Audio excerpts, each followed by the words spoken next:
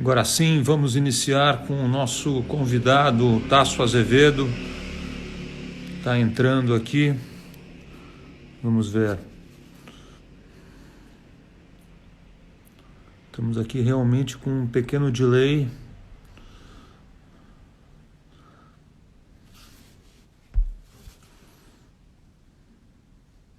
São 7h34. Ele ainda não chegou aqui.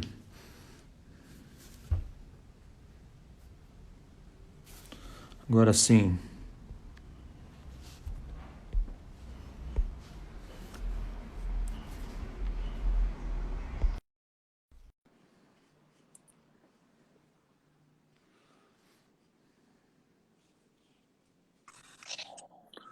Oi, Tasso, boa noite. Tudo bem? Como é que tá? Obrigado por atender esse convite para mais uma live. Imagino que você esteja fazendo algumas por aí, né? Tudo bem aí? Tudo bem. Tá me ouvindo bem? Tô sim. Tá.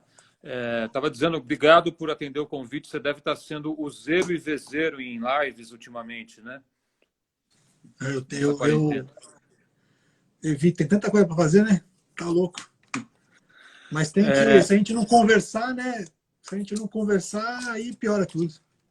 O Tasso, ele é coordenador do MAP Biomas. Eu hoje defini algo grosseiramente o MAP Biomas como um consórcio de INPEs, digamos assim, só que não governamentais. Empresas que fazem um mapeamento remoto por satélite e observam o que está acontecendo nos nossos biomas brasileiros. Está certo esse tipo de comparação, Tasso? É uma reunião, né? Tem empresas, né? Que são startups de tecnologia, tem universidades, 3 universidades públicas e uma série de ONGs. E aí, junto, essas organizações reúnem uma expertise em sensoriamento remoto, que é você usar satélites para poder entender o que está acontecendo aqui na superfície, né, olhando por cima.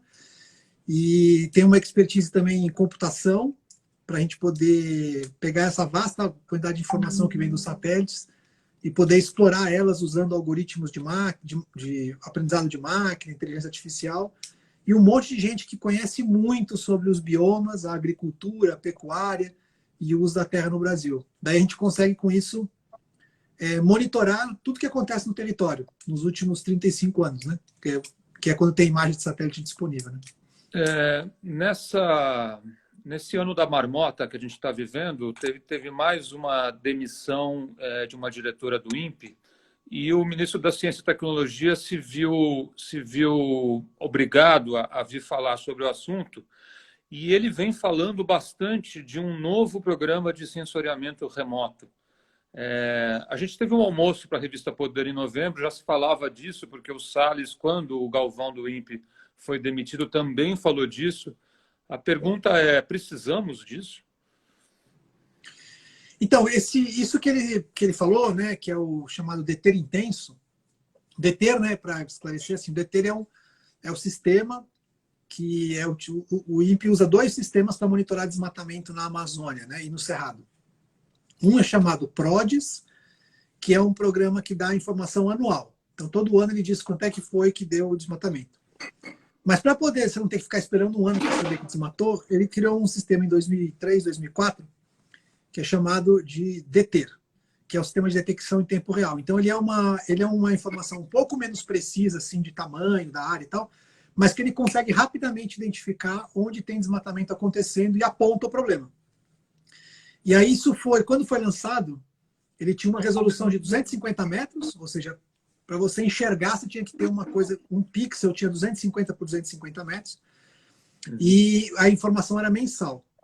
Em 2015, esse sistema foi atualizado, usando imagens um pouco melhores, com resolução de 60 metros, 30, 60 metros, mas a maior parte das 60 metros, do satélite brasileiro, que é o Cibers, né, junto com outros satélites, e produz informação, hoje, atualmente, né, publica informação quinzenal, dá informações quinzenais e semanais até, sobre a evolução do desmatamento. E agora o que eles estão fazendo um novo aprimoramento, numa coisa chamada DETER intenso, que é assim, eles juntam mais uma quantidade de satélites que tem disponíveis. E quando eles juntam vários satélites, eles conseguem melhorar um pouco a resolução para 30 metros, alguns casos até 20 metros.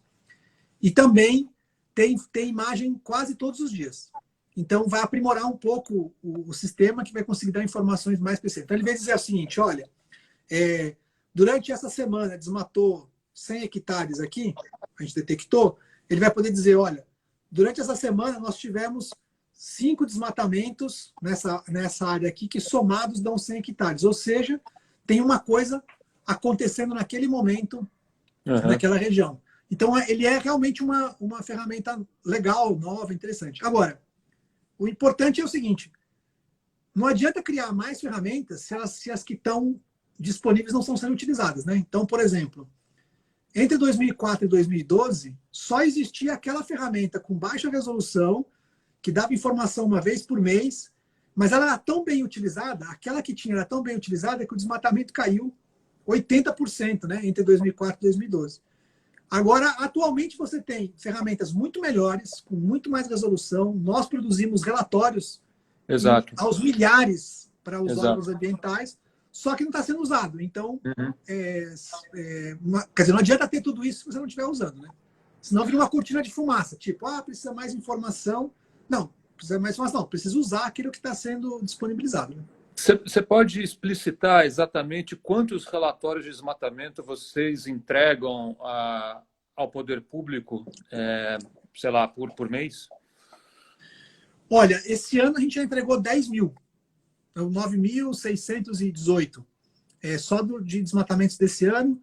E toda semana agora a gente vai ter, porque agora começa o pico do desmatamento, então a gente deve estar entregando mais 2 mil por semana, mais ou menos, 1.500, 2 mil por semana.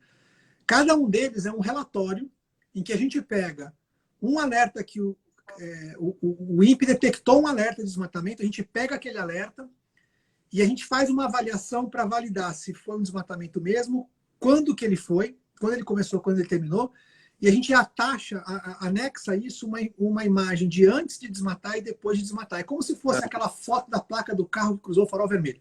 Né? E isso vira um laudo. Esse laudo, ele demorava para ser feito pelos órgãos ambientais, né, sem essa técnica, cerca de 6 horas.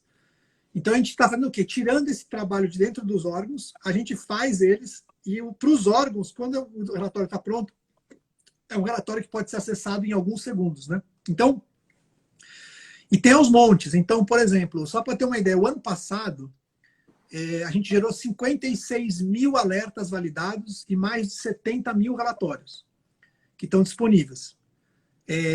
Isso é 60, 70 vezes o número de relatórios que foram feitos em 2018, por exemplo, quando não existia esse sistema. Né? E é tudo material que está disponível, não só para o IBAMA, né? Está disponível para o Ministério Público, para os órgãos estaduais, para qualquer um do público que queira acessar. É só entrar lá no alerta.mapbiomas.org e está lá esses relatórios. Quantos desses relatórios você estima terem se tornado operações de fiscalização?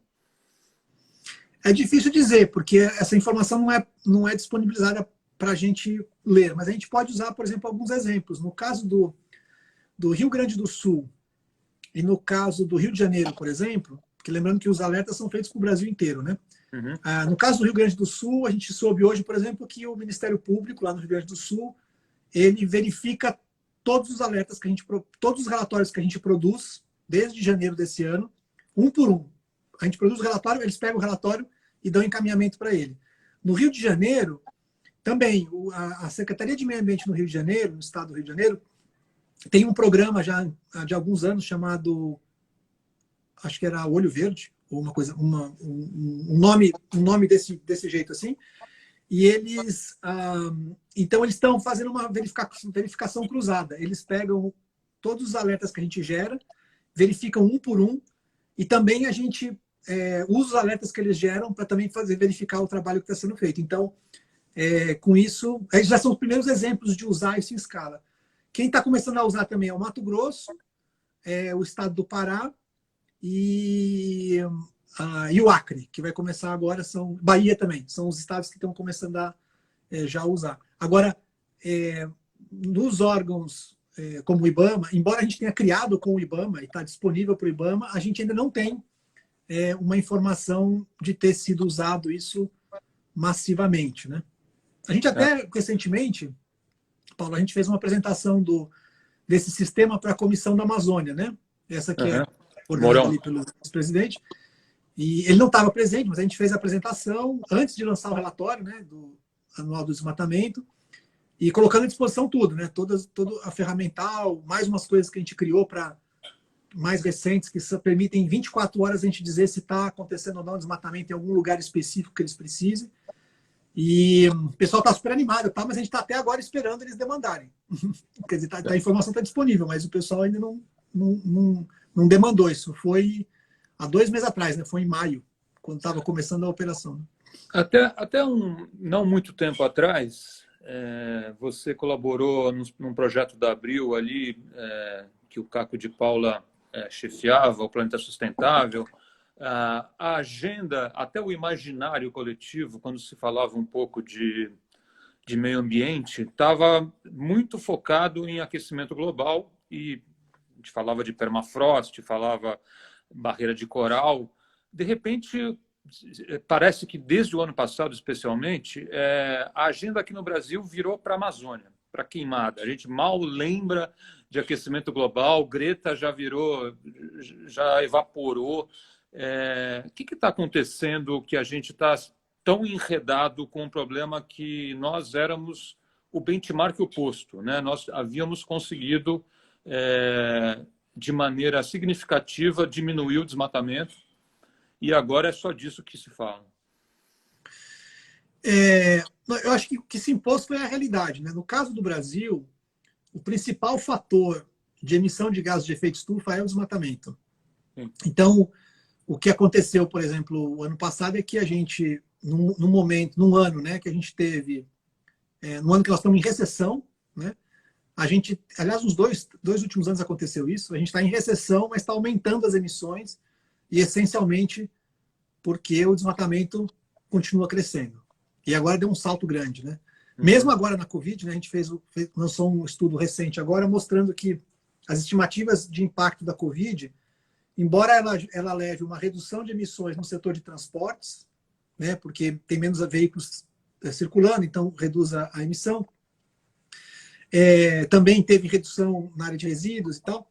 No caso da agropecuária e do caso de florestas, aumentou por razões distintas. No caso da agropecuária, porque diminuiu o consumo de carne durante um período, especialmente no começo ali da pandemia, por diminuição de renda, né? Então, e aí tem mais boi no pasto, aumenta a emissão.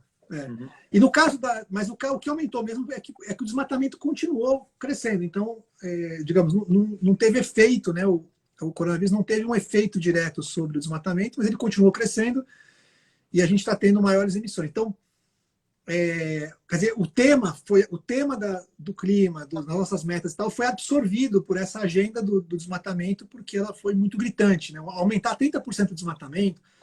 Para o pessoal ter uma ideia do que nós estamos falando o seguinte: quando a inflação, a gente, né, viveu inflação de 3 dígitos, né? 4 dígitos, né? Teve ano que a inflação superou os mil hectares, né? mil pontos percentuais em um ano, parece uma coisa meio absurda. Num mês chegava a 80%, coisa assim. Pois é, então você falar hoje de uma inflação de 2 dígitos num ano, certo? Seria uma coisa absurda, assim, uma coisa, não podemos ter isso de novo. Tem uma limite. No caso do desmatamento, esse limite era os tais 4 dígitos, era passar de 10 mil quilômetros quadrados, porque a gente jamais imaginou, depois de 2012, 2011, 10, que a gente voltaria a ter índice de desmatamento que superasse os 10 mil quilômetros quadrados. E a gente passou isso ano passado, né? 2019 foi 10 mil quilômetros quadrados, e esse ano a perspectiva é mais ainda. Então, realmente, voltou a atenção de novo para esse tema. Tem um descontrole, né? A gente percebe um descontrole muito importante. E mais importante é o seguinte: embora a gente já tenha tido, óbvio, situações de desmatamento maior do que a gente tem atual, quando a gente estava, a última vez que nós tivemos desmatamento de cerca de 10, 12, 14 mil quilômetros quadrados, ele estava na descendente, ele estava caindo, não subindo. E agora ele está subindo e sem uma perspectiva de controle, né? Então, isso é por isso que acabou absorvendo a agenda, né? Tem uma coisa que se fala muito em Ministério do Meio Ambiente, no tema ambiental todo, que é o seguinte: se você fizer tudo certo tá certo? Na área de saneamento, lixo, tudo. Se você fizer tudo absolutamente perfeito, mas o desmatamento estiver crescendo na Amazônia, ou estiver crescendo desmatamento no Brasil, não fez nada para o meio ambiente, certo? Agora, se você conseguir reduzir o desmatamento, provavelmente será percebido muito mais fácil do que qualquer outro problema ambiental. Neste momento, nós vivemos a crise completa, que é, nós estamos tendo problemas em todas as áreas ambientais e estamos tendo um problema crônico na área de desmatamento. E por isso que tem essa comoção que a gente está vendo agora. Né? No Brasil, o fator-chave, o fator crítico é desmatamento, né? na conta aí de carbono. O Mourão, que está fazendo um raid grande aí essa semana, ficou, sei lá, horas na Globo News anteontem, ele vem se defendendo, dizendo que o desmatamento vem acontecendo desde 2012. O que você tem a dizer a esse respeito? O ponto mais baixo do desmatamento, né, desde que ele começou a ser monitorado, foi em 2012. Foram 4.500, 4.800 km². Ele vinha de 27 mil km² lá em 2004. Né? Então, ele foi uma queda bem importante. Uhum. Desde então, ele vem tendo altos e baixos. Sobe, desce, sobe, desce. Mais uma tendência de subida. Mas sempre com variações, aumenta 15%, diminui 8%, sobe, desce, mas vinha nessa pegada, digamos assim, ele estava crescendo, mas você não tinha a sensação de descontrole, mas de que ele tem uma tendência, vai subindo. Então ele chegou até 7 mil km² em 2018, né, por exemplo. E agora ele deu um salto, que é um salto que nós não víamos, um aumento de 30% do desmatamento, a gente não via desde antes de 2004, na verdade. Quer dizer, o argumento que ele usa... 2001, entendeu? O argumento que ele usa é correto, mas é falacioso, né? Porque, para usar uma expressão do futebol, é um outro patamar desde o ano passado. Não, eu acho que o que ele está falando é assim, o que não faz sentido é você... mas a gente já tinha isso... Não.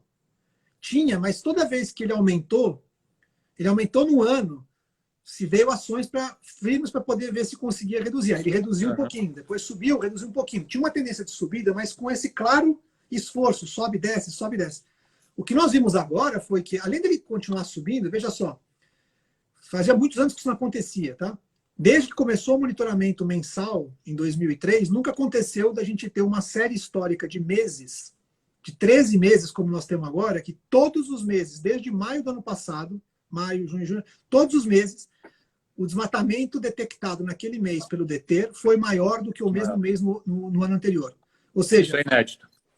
Isso é inédito. Então, o que aconteceu é o seguinte, é que a gente, mesmo tendo a informação, a gente não está sendo capaz de reagir a ela para fazer reduzir o desmatamento. E isso tem total relação, né, com a forma como o governo manda sinais.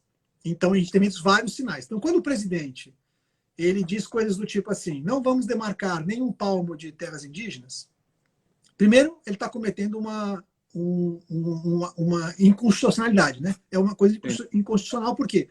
Porque demarcar terras indígenas não é uma opção do presidente. Né? O chefe do Poder Executivo, pela Constituição, ele tem que executar a política que é reconhecer e demarcar as terras indígenas. É um direito dos povos indígenas que tem que ser executado pelo Poder Executivo. Quando ele se recusa a fazer isso, ele está cometendo uma inconstitucionalidade. Agora, também diz que não vai criar nenhuma área protegida.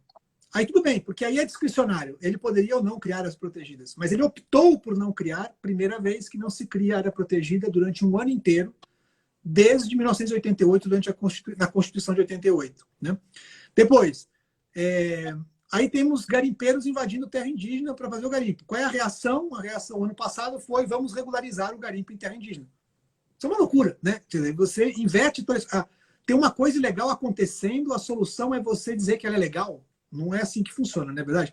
Então, esse tipo de sinais, que são sinais dados pelo chefe do Poder Executivo, e que acaba sendo repetido de diversas formas pelos seus agentes, então, quando a versão disso agora, a nova versão disso é a seguinte, que o Mourão apresentou recentemente. Né? Ele não diz que tem que deixar, mas ele diz assim, isso é uma coisa que tem, é que nem camelô no rio.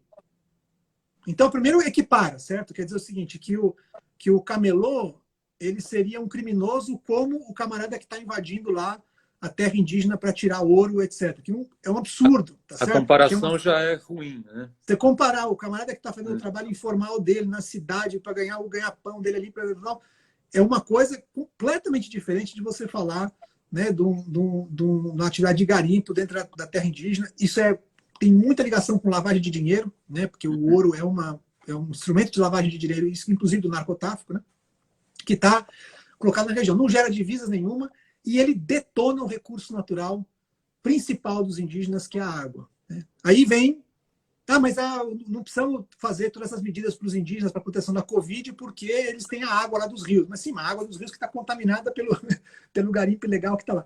Esses sinais todos, eles dificultam muito. E aí, uma ligação com isso é a seguinte: se você pegar o desmatamento na Amazônia, vale para todo o Brasil, mas na Amazônia, vamos falar particularmente da Amazônia, o que a gente percebeu ano passado, ao verificar todos os desmatamentos que foram detectados, a gente verificou um por um para gerar os relatórios. Primeira vez que se faz isso, não só no Brasil, mas no mundo inteiro, a primeira vez que se faz um trabalho assim, a gente verificou um por um. E a conclusão que a gente chegou mapeou, mas a gente concluiu que 99% dos desmatamentos detectados no ano passado, e que foram validados e verificados, dos 56 mil que a gente validou, 99% tem fortes indícios de ilegalidade. Ou porque ele está em cima de uma área protegida, ou porque ele está em cima de uma reserva legal, que não pode ser desmatada, ou porque ele não tem autorização para atividade, ou seja, tem fortes indícios de ilegalidade. Quando é que você tem uma atividade que é 99% ilegal, quando você tem isso, é porque está tratando de uma coisa que é uma atividade especulativa. Se você tiver pouca probabilidade de ser pego, tiver pouca probabilidade de, ao ser pego, não ser penalizado, aumenta a possibilidade de alguém resolver fazer aquela atividade ilegal. Claro. Então, se a gente não mudar essa perspectiva, que é você ser pego, se for pego, vai ser penalizado. Se não, enquanto estiver penalizado, você também não vai conseguir se beneficiar daquele mal feito, a gente dificilmente vai gerar uma situação em que o desmatamento reduza. Então, por que ele reduziu lá em 2004 e 2012? Primeira coisa, intolerância com a atividade ilegal. Encontrou dentro de uma área protegida com máquina e equipamento, destrói a máquina e equipamento, sem dó, sem choro nem vela. Não tinha que estar lá. Se estiver lá dentro, é flagrante delito, não tem conversa fiada, né?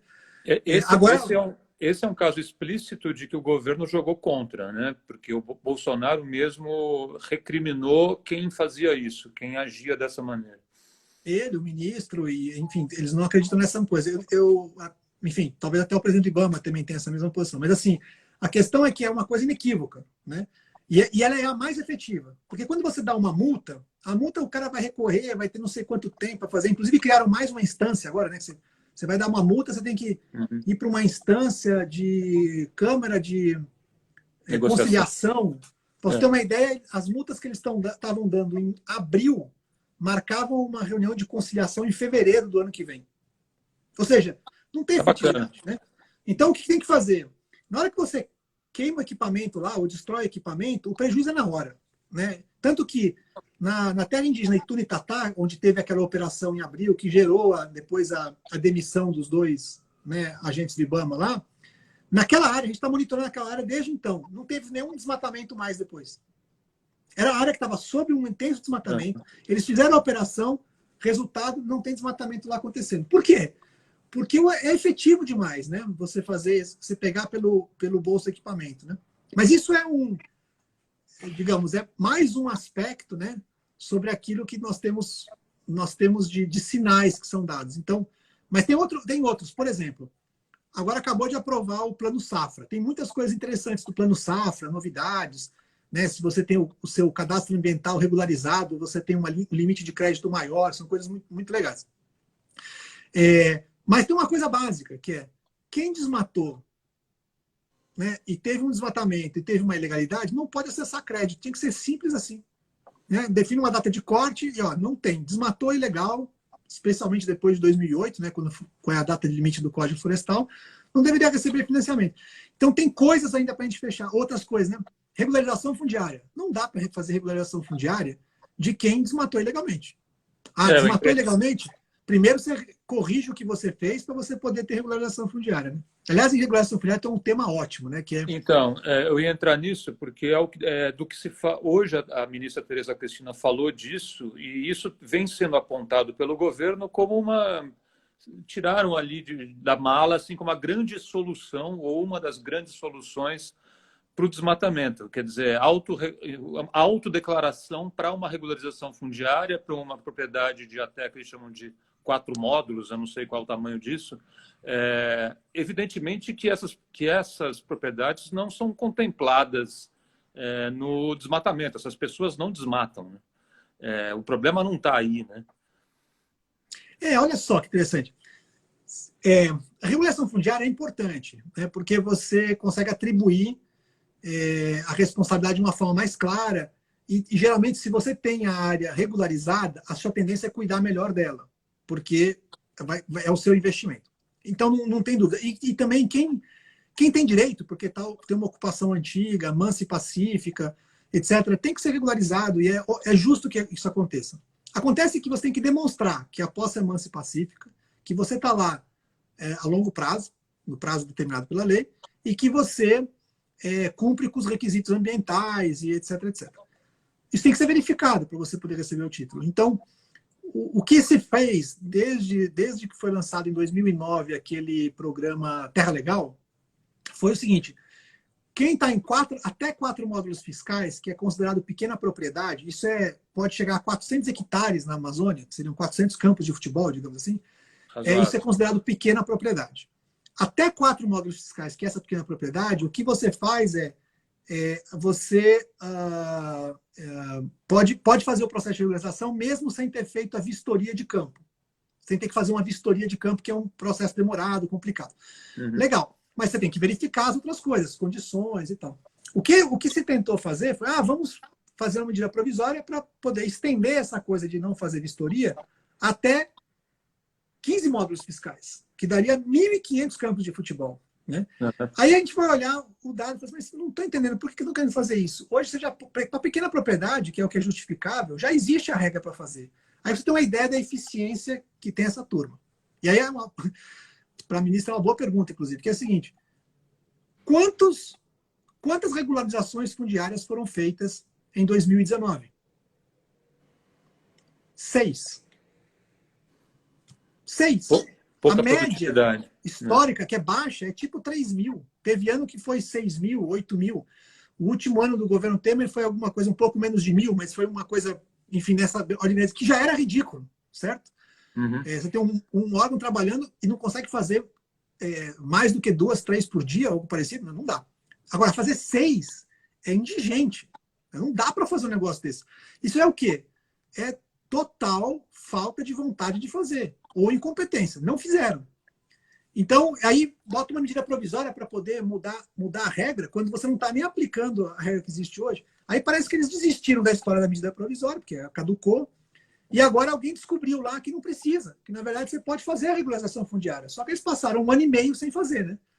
Então agora esperamos que façam a regularização fundiária, mas tomando os devidos cuidados. Por exemplo, tem uma ocupação, está dentro de uma área que está em estudo para ser reconhecida como terra indígena, não dá para reconhecer o título. Tem que terminar o processo de regularização da área indígena antes para você dar o título. Porque senão você vai dar um título para alguém que depois o título não vai valer, porque se virar terra indígena. Então, esses cuidados é que a gente vai ter que tomar muito cuidado. E aí você vê as coisas como são ligadas. Né? A FUNAI, no começo desse ano, emitiu uma portaria, uma regulamentação qualquer que diz o seguinte: olha, a gente vai dar a anuência para regularização fundiária em qualquer área que não tenha sido homologada como terra indígena, que é a última etapa do processo. E é aquela que o presidente disse que não vai fazer.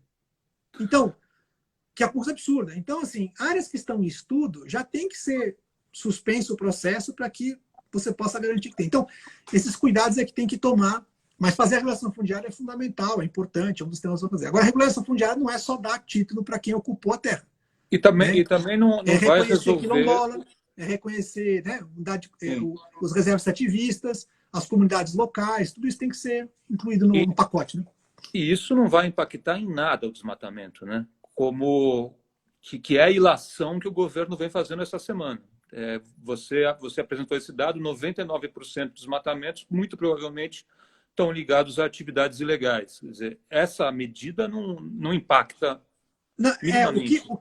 ela, no longo prazo, ela tende a ser positiva, mas a questão é a seguinte: hoje não é isso que falta. A falácia do argumento que está sendo usado hoje é dizer o seguinte: eu preciso fazer a regularização fundiária para saber quem é que é o responsável pelo desmatamento.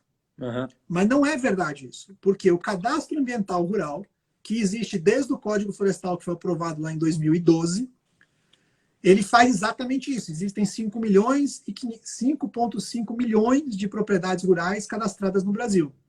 Esse cadastro, que é georreferenciado e tal, aliás, qualquer pedido de regularização fundiária tem que ter o cadastro ambiental rural, então todas essas áreas estão incluídas no cadastro ambiental rural. No cadastro ambiental rural, tem lá o nome do proprietário, o CPF, o CNPJ, etc. E é autodeclaratório, que é melhor ainda, né? Quer dizer, o cara foi lá e disse assim: eu estou responsável por essa área. Né? Então, é totalmente fácil. A gente já faz isso. No nosso relatório que a gente faz para cada alerta de desmatamento, se ele cruzar com uma área que tem o cadastro ambiental rural, portanto, que está em processo de regularização, pode estar em processo de regularização ou não, eu posso dizer quem é que está lá. Então, eu não preciso, em absoluto, que eu primeiro tenho que ter o título para depois poder saber quem é que está lá. O cadastro ambiental rural já provém essa informação completa. O governo tem lá o nome, endereço do camarada, pode fazer a responsabilização sem absolutamente nenhum problema. Estamos aqui com o Tasso Azevedo, coordenador do MAP Biomas, desfazendo alguns mitos aí, governamentais ligados à proteção ou à desproteção da Amazônia. Ô, Tasso, no nosso almoço para a revista Poder, que foi uma matéria bacana que saiu talvez em dezembro ou novembro do ano passado, eu termino a matéria dizendo que você se considera um otimista teimoso. E a gente está vendo esses dias, talvez de maneira inédita, uma pressão do capital ao Brasil bastante forte, bastante aguda. Não só de fora, como aqui de dentro. Né? Teve essa semana passada, a carta dos ex-ministros da Fazenda, ex-presidentes do Banco Central. Se pegar todas as cartas do Larry Fink, que é o CEO da BlackRock, falando de alocação de capitais em empresas que levem em consideração a finitude dos recursos naturais. Quer dizer, isso não é nenhuma novidade. Até o Mourão, nessa entrevista citada da Globo News, usou esse acrônimo do momento, que é o ESG, né, de Environment, Social Government, que está sendo a XP tem uma divisão de ESG. Com tudo isso, quer dizer, parece que a gente está num momento de pressão mais efetiva para a preservação do meio ambiente, com o capital junto. E a gente tem uma situação que você disse no seu último blog, que é um retrocesso, pode vir a ser um retrocesso de 12 anos no quadro desmatamento na Amazônia. Quanto mais a coisa parece que vai se remendar, pior fica. Será que os caras, para usar um termo técnico, ligaram o foda-se? Falaram, vamos desmatar de uma vez e eu não quero saber de conversa? O que está acontecendo? Eu acho que não. Eu acho que é o seguinte, o problema da credibilidade é isso, né? Então você tem, num primeiro momento, como a gente tem uma história, né, dos últimos anos de reduzir o desmatamento, estar sob controle, a gente tem digamos, um colchão de credibilidade. Então ele foi sendo gasto ano passado. Depois para falar, não, os caras não vão fazer essa loucura toda, o Brasil tem instituições, esse negócio vai ser seguro e tal. Aí ele foi andando. Por outro lado, o setor econômico, né, passou, o setor todo financeiro, né, passou o ano passado nadando de braçada, né, que a bolsa e que não sei o quê, as reformas, tudo em nome. Então, os ataques que houveram, as questões de recursos, de direitos humanos, a questão ambiental, então foram um pouco relevadas, né? Como isso é uma questão, depois a gente recupera isso. Importante a gente acertar a economia aqui e tal.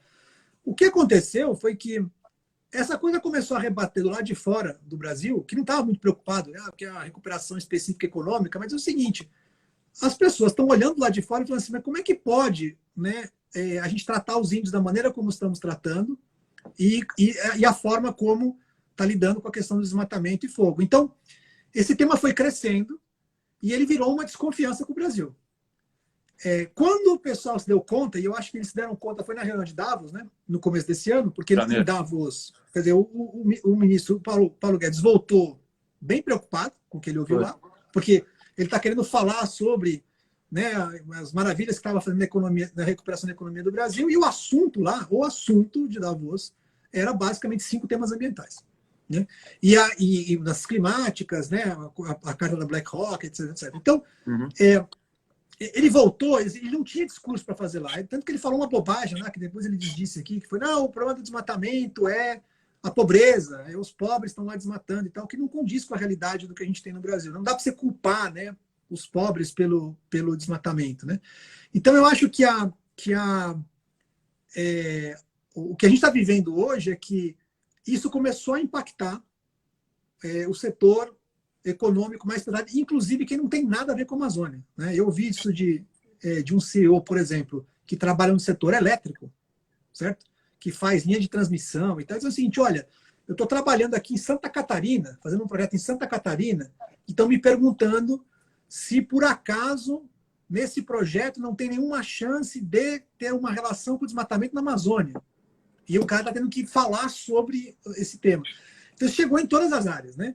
Eu ouvi de diretor de banco que quando ele está lançando um bond, né,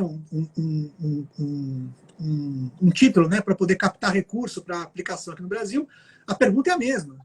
Como é que você garante que esse recurso desse bond não vai acabar em alguma coisa que pode estar ligada com o desmatamento da Amazônia? Então, isso foi num crescente tal que, atualmente, as instituições não estão acreditando no que o Brasil está dizendo como país. E aí elas estão exigindo dos diversos agentes econômicos como é que você demonstra que não está ligado com isso. Isso vai gerar um custo adicional. Então, hoje, nós estamos falando de rastreabilidade, por exemplo, que era algo que a gente pensava específico ali para a pecuária na Amazônia e tal. De repente, nós vamos precisar ter rastreabilidade em todos os produtos do Brasil para poder garantir que nós não estamos falando do desmatamento na Amazônia. Então, e é absurdo. Por que é absurdo isso? Se a gente pegar o que teve de desmatamento no ano passado no Brasil todo, atingiu pouco menos de 50 mil propriedades rurais. Só que a gente tem 5,5 milhões de propriedades. Então, menos de 1% das propriedades tiveram desmatamento. Mas o impacto disso está sendo sobre todos os 99%. Então, eu acho que está caindo a ficha para essa turma toda de que não adianta tentar defender o 1%, ou defender todo não, porque isso não é um problema. Não, é o seguinte, o agronegócio, ou as atividades que lidam com isso, a maioria está fazendo o correto e tal, mas é problema nosso. Esses 1% são problema nosso, porque eles estão causando um problema para o Brasil como um todo, e nós temos que ajudar a acabar com esse 1% que está lá. Então, o que nós dizemos isso hoje. Mas essa turma não acredita, especialmente o pessoal de Kevin, eles não estão mais acreditando que o governo está dando resposta. E eles vão exigir que o setor privado e a sociedade deem essas respostas, porque eles não conseguem acreditar na credibilidade. E aí, olha a loucura que pode virar esse negócio. Quando o governo perde credibilidade, é o pior dos cenários, porque ele não consegue implantar a política pública, ela fica cara. Né? Então, assim, estou torcendo muito para que o embargo, né, do fogo, que foi decretado hoje, se não me engano, o decreto foi publicado hoje, que ele realmente funcione como funcionou no ano passado. Mas tem um risco que é a credibilidade está tão baixa que a turma lá fala, não, tranquilo, a gente vai ser penalizado, vamos continuar com o fogo, entendeu? Então, mas estou torcendo muito para que não aconteça isso, para que a gente não tenha, porque aí é o fundo do poço, credibilidade zero. Você mesmo falando que não pode, não dá para fazer e tal, se continuar o fogo, aí é o fundo do poço. Né? Então, tomara, estou torcendo muito para que funcione. Você acabou de dar um exemplo de como é ruim para vários atores no Brasil essa situação, especialmente, eu diria, para o pessoal do agronegócio. Mas você não vê ali uma manifestação clara, cristalina a favor da proteção à Amazônia. Você mesmo, na tua coluna no Globo, no teu blog, você menciona o plano estratégico até 2027 e tem uma menção a desmatamento nesse plano. Não se fala na conversão de proteína animal em proteína vegetal, que é um tema absolutamente contemporâneo no sentido de ser de agora, desse momento. Não tem nada disso lá. O que esses caras estão pensando? O que está acontecendo com... É a terceira vez que eu faço essa pergunta, mas parece tão paradoxal. Eu fiz, até nesse artigo eu fiz primeiro um reconhecimento, né, porque eu acho que é importante, que assim, se você olhar para todos esses ministérios, né, ali na esplanada, relevantes nessa área, talvez o ministério que é mais razoável ali, né, que tem alguma coisa de planejamento e que faça sentido, sabe o que está fazendo um pouco, é o Ministério da Agricultura. Uhum. Né? Então, mas no Ministério da Agricultura, mesmo o Ministério da Agricultura, ele tratou esse tema, que é a principal ameaça hoje para o agronegócio brasileiro é o problema do desmatamento. E aí ele simplesmente ignora o tema. Aí eu fiz essa pergunta para os técnicos do Ministério, né? Antes de escrever o artigo, até eu liguei, mas não estou entendendo, por que não tem nada aqui sobre esse tema que é a maior ameaça, né? Fora esses outros temas que você falou. Não, isso não é um tema nosso, isso é um problema do Ministério do Meio Ambiente. Mas, bom, aí está o problema. Se você acha que o problema do desmatamento vai ser resolvido lá no Ministério do Meio Ambiente, caçando e tal, aí realmente a gente tem um problema sério. E eu acho que quem melhor capturou essa ideia e escreveu, acho que foi um artigo muito bom, foi o Roberto Rodrigues, o ex-ministro da Agricultura, né, foi ministro lá no começo do governo Lula, e que é uma pessoa quase que uma unanimidade, né, no setor do agronegócio, professor lá da FGV e tal. E ele basicamente, ele diz o seguinte: olha, a agricultura brasileira tem um monte de predicados importantes e de avanços que nós estamos tendo com a questão da agricultura de baixo carbono, da recuperação de pastagens, do plantio de florestas e tal, mas é o seguinte: não adianta a gente ser tudo isso, mesmo que seja 95%, se a gente está com os pés sujos. Né? E a gente tem no nosso país o problema do desmatamento, que é um problema sério, preocupante para o resto do mundo. Temos que resolver o problema. E eu acho que ele colocou isso de uma forma... Para mim, é isso que devia ser um planejamento estratégico do Ministério da Agricultura. Quem deveria ter a meta de desmatamento zero no Brasil, até porque a própria ministra falou, né? Nós não precisamos desmatar mais 1 hectare para crescer a nossa produção. Essa meta não é uma meta do Ministério do Meio Ambiente. Essa meta é a meta do Ministério da Agricultura. É dizer o seguinte: olha, nós vamos produzir a agricultura mais sustentável do planeta, com maior produtividade, etc., onde nós vamos zerar o desmatamento e vamos recuperar as áreas de preservação permanente, reserva legal e tal, e essa vai ser a marca da nossa agricultura. É uma agricultura que vai minimizar o uso de agroquímicos, etc., etc. Isso é estar antenado em colocar o Brasil como a principal potência, digamos, ambiental do planeta. Né? Não vamos ser potência militar, a gente não vai ser potência científica, a gente não nem cultural, etc. Quem pode ser? A potência ambiental. E digamos, no momento que a gente vive no mundo hoje, esse é o principal tema do mundo. Então, o Brasil podia estar navegando de braçada, né, no principal tema do mundo. E a gente está, na verdade, na contramão disso. Né? A gente virou o patinho feio de um tema que a gente deveria estar navegando de forma muito, muito, muito confortável. E mesmo, fizemos outras oportunidades. E mesmo que a gente não tivesse essa ambição, nem essa potência, nem a vontade de potência, nem a potência, a agricultura vai ser impactada se houver savanização da Amazônia. Todo o regime de chuva, você explicou isso no nosso almoço, vai ser alterado. Muito provavelmente no centro-oeste você vai ter muita queda de produção. Né? Quer dizer, seria meio óbvio se defender, pensando na própria produtividade, ajudando a proteger a Amazônia. É isso? E eu acho que esse é outro problema, né? Porque assim, a quem interessa proteger a Amazônia, né? Em primeiro lugar, a nós mesmos. Né? Tem um exercício que a gente fez no ano passado, junto com o Laboratório de Ciências Climáticas e de Modelagem Climática, lá na Universidade de Princeton, e a gente fez uma modelagem com os pesquisadores de lá, que era o seguinte: se tirar a Amazônia do mundo, o que acontece com o clima? Né? E aí, basicamente, é o seguinte: a temperatura, né, a média do planeta aumenta em 0,25 graus. Né? Para quem quer evitar que a temperatura aumente 1,5 graus, num único lugar do mundo, você retira a cobertura florestal. Não estamos falando nada de emissão de gás de emissão por né, por combustível fóssil, só simplesmente tirou, aumenta 0,25 graus, ou seja, não dá para cumprir o Acordo de Paris com isso e as consequências são muito sérias. Agora, o pior é o seguinte, isso é a média do que aumenta a temperatura no mundo. No Brasil, aumenta 2 Brasil. graus. Mas não fica, aumentar... não fica dizendo isso que os caras vão ter ideias. Eu sei, e aumentar 2 graus de temperatura no Brasil é uma tragédia. Né? Isso significa, por exemplo, um dos aspectos é reduzir em 25%, né, a chuvas, né, no país. Então, tem uma série de consequências importantes.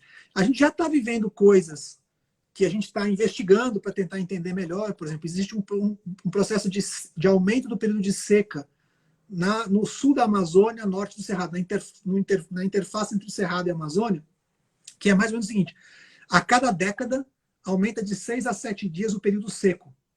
Se aumentar mais 15 dias, seriam 2 décadas, inviabiliza aquela chamada safrinha, né? Que é aquela... O Brasil tem essa coisa, você faz uma safra agrícola, depois você faz uma outra safra no meio do ano. Mas imagina você perder uma safrinha, porque não tem mais a chuva. Então, bom, tudo vai ter que virar irrigado, tem outras alternativas. Mas a ideia de que a gente está, digamos, prejudicando aquilo que é a nossa fonte de água para a grande atividade econômica que nós temos, que é a agricultura, né, o agronegócio de forma geral, e 2, a gente depende, a nossa energia elétrica vem 80%, depende do ano, tal, varia um pouquinho, mas assim, a grande maioria da nossa energia elétrica vem das hidrelétricas. Então, onde a gente tira a nossa energia, onde a gente tira a nossa riqueza, a gente está colocando em risco ao desmatar a Amazônia. Então, o principal interessado em manter a Amazônia é o Brasil. Depois o resto do mundo, porque tem impacto no resto do mundo também, mas é para a gente que é o mais importante. Chega a ser inverossímil que essas informações não apareçam no debate público. E quando o ministro do Meio Ambiente se defende, fala que chegamos na estranha situação dele ter o cargo pedido pelo Ministério Público, né? Pela Procuradoria-Geral. Quando ele se defende, ele fala que quer desenvolvimento econômico para a população amazônica, como se nada disso privilegiasse quem mora lá e ele, de alguma forma, olhasse para essas pessoas.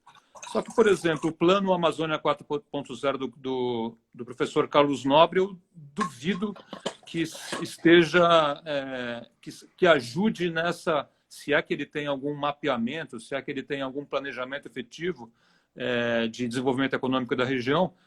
Esse plano certamente não está envolvido, não tá coligado. Quando ele fala isso, você acha que é jogar para a torcida? Tem alguma coisa aí? Qual é a tua opinião? Não, é que eu acho que não tem plano nenhum, né? Eu acho que uma das características desse governo, que a gente tem visto, é que tem muito improviso e as pessoas não sabem operar. Então, ou quando tem a possibilidade de operar, elas inviabilizam quem sabe operar dentro do governo. Então, quando você vê, por exemplo, um INCRA que não consegue fazer titulação de terra, né? Por quê? Porque ele não está deixando os técnicos operarem, porque a turma do INCRA sabe fazer isso. É gente muito competente lá também. Se a gente não consegue, por exemplo, fazer o desenvolvimento das novas tecnologias relacionadas à bioeconomia, etc., é porque a gente não está deixando a turma operar. Né? Quando você corta todas as bolsas de pesquisa, né? Reduz drasticamente o orçamento das universidades, quer controlar como as universidades vão funcionar e tal, você está diminuindo a capacidade de operar. Quando você acaba com o Fundo Amazônia, que era a principal fonte de recurso para essas inovações, e impede ela de poder funcionar, você está operando no sentido contrário. Então, isso para mim é incompetência. Você não sabe como operar e opera. Na verdade, está operando por uma questão muito mais ideológica, né, do que eu acho que deve ser, e não na questão prática, que é viabilizar que a gente tenha um desenvolvimento que funcione economicamente na região. Então, só para dar um exemplo, a gente tem um plano chamado Plano de Prevenção e Combate ao Desmatamento na Amazônia. Esse plano foi criado lá atrás, né, em 2003, foi criado o grupo de trabalho. Esse plano começou a ser implementado em 2004, levou essa queda de desmatamento até 2012. Ela foi saindo de governo para governo e se manteve. Os dois governos Lula, os dois governos Dilma, o governo do Michel Temer. Andou normal. E, inclusive, eles deixaram o plano que estava em vigor, via de 2016 a 2020. Né? Cada 4 anos tinha um planejamento, meta, centenas de metas, mecanismos de avaliação independente e tal. Tá pronto, tá lá no site, inclusive, até hoje. Não só não foi operado nada no ano passado, como esse ano, além de não ter operado nada, aparece lá um novo plano. Uma coisa com outro nome, está na mesma página. Você vai na página da internet, está na mesma página. E é uma coisa meio ridícula, porque você tem um plano com tudo, com meta, com quanto você precisa de recurso, onde você vai aplicar, o que vai fazer nas 4 áreas, né? Na área de comando e controle, na área de regulação fundiária e na área de desenvolvimento sustentável, e você substitui por um documento que tem, sei lá, 15, 20 páginas, totalmente genérico, uma repetição genérica daquilo que já está planejado, só que sem nenhuma meta, nenhuma ação concreta estabelecida, nenhum prazo para nada acontecer. Então, realmente não é um nada. Então, o que eu entendo é que basicamente não existe um plano para fazer as coisas, né? É tudo improvisado. Ali é uma sequência de improviso, pelo menos nesse setor, a gente sabe que é uma sequência de improviso. Até por isso que quando saiu o plano do Ministério da Agricultura, né, eu falei, pô, que bom, né? Porque o ciclo de planejamento que foi previsto já faz 20 anos que o Brasil faz ciclos de planejamento da agricultura e foi feito um novo ciclo de planejamento, né? Infelizmente, não antenado com as questões atuais, mas está lá o plano, pelo menos na agricultura. Não foi totalmente contaminado pelos novos tempos desse governo. A gente está chegando no final, Tasso, já quero te agradecer. É possível que, na tua última resposta, o tempo acabe. A live do Instagram tem isso, entra um cronômetro totalmente com delay. Quando você acha que está em 10 segundos, acabou. Mas eu queria que você falasse, a gente falou muito de Brasil, por razões óbvias, mas eu queria que ele falasse um pouco de mundo agora. Mudou um pouco o cenário, né? Quem era vilão deixou de ser, ainda mais com as perspectivas aí de médio prazo. Quem usava muita energia de combustível fóssil, como a China, por exemplo, foi eletrificando um pouco a base. Quem é o novo vilão? A saída dos Estados Unidos do Acordo de Paris teve o condão de mudar alguma coisa importante? Talvez a exploração do shale seja mais grave lá. Qual é o grande problema hoje no mundo para o aquecimento global? Eu acho que, bom, o tema central ainda para a gente é que a gente não conseguiu dobrar, a gente não conseguiu estabelecer o pico claro, né? A gente vai ter um pico esse ano. O ano passado será um pico, porque esse ano vai ter uma redução de emissões em relação ao ano passado, por conta desse período drástico de redução, mas que tem muitas dúvidas sobre como isso pode perdurar para frente, né? Muitas coisas vão simplesmente voltar, outras devem ter um processo mais longo prazo. Então, e teve uma coisa interessante que como tem um processo de recuperação da economia com muito investimento, recurso que está sendo alocado e colocado nas diversas áreas, né, nos diversos países e tal, houve uma coisa boa que foi, tanto no caso da Comunidade Europeia, no Japão tem um pouco disso, e outros países também, que é a ideia de você fazer essa recuperação com um Green Deal, né? Que seria uma economia mais verde, então fazer as coisas mais sustentáveis conforme você for usar esse recurso. Mas não se consolidou. Tem uma proposta, inclusive, para isso nos Estados Unidos também, com o qual entendo que o Biden, o candidato democrata, até tem falado abertamente que concorda e tal. Então tem uma disputa aí andando. No Brasil também tem uma proposta disso, está na Câmara, né, uma proposta para fazer a mesma coisa. Até é possível conversar sobre esses temas no Ministério da Economia, quando você fala ali com a turma, dá para conversar também. Então, eu acho que é isso. Hoje a gente não tem um vilão tão claro, porque nos últimos anos aconteceu esse problema com os Estados Unidos, que ele ficou meio apartado ali, né? E meio que todo mundo esperando o Trump sair para a gente poder, para os Estados Unidos voltar ao jogo, né? E então, agora, o Brasil não é necessariamente um vilão, porque o Brasil tem um padrão de emissão, apesar de tudo, um padrão de emissão,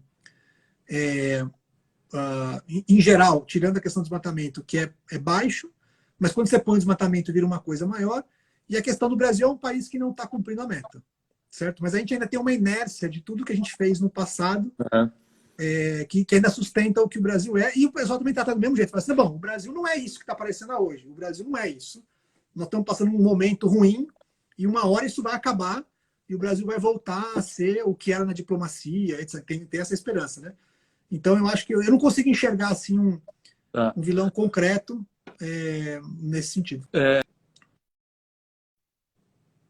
Para finalizar, se você tivesse que dar um conselho para o cara diminuir a própria pegada de carbono, eu já até posso imaginar que seja no caminho automobilístico aí, e que seja realmente efetivo. O que você diria? O que o brasileiro tem que fazer se quiser dar a sua colaboração? Se for a sua pegada individual, né, eu diria diminui o resíduo, faz separação de lixo, que faz uma bruta diferença, né, se você o lixo não for para o aterro. Uhum. Isso é uma coisa que faz importante. A outra é ande mais a pé ou ande de bicicleta. Se não puder andar de bicicleta, vai de transporte público. Se não puder andar de transporte público, você vai pegar o carro, abastece o carro com álcool, e aí você já está fazendo uma diminuição importante. E a outra é que nesses tempos de Covid é uma coisa bem convidativa, não ande de avião, ou reduza ao máximo possível as suas viagens de avião, porque seguramente será a sua maior pegada de emissões, será avião. A questão da energia é muito menor no Brasil, porque a energia elétrica no Brasil já é majoritariamente renovável e a gente não tem a opção, né, de escolher a energia elétrica de onde vem ainda. Mas vem aí, né, já estão regulamentando a opção de você escolher qual energia que você quer comprar. Isso também poderá ser um assunto.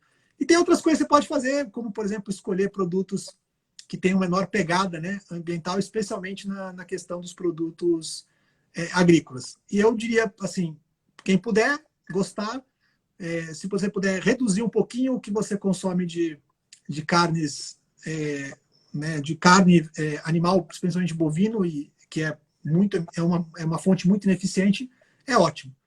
Então, para te citar, já encerrando mesmo, se você quiser se tornar vegetariano, é ótimo, se torne na segunda-feira, mas faça um churrascão no domingo, né?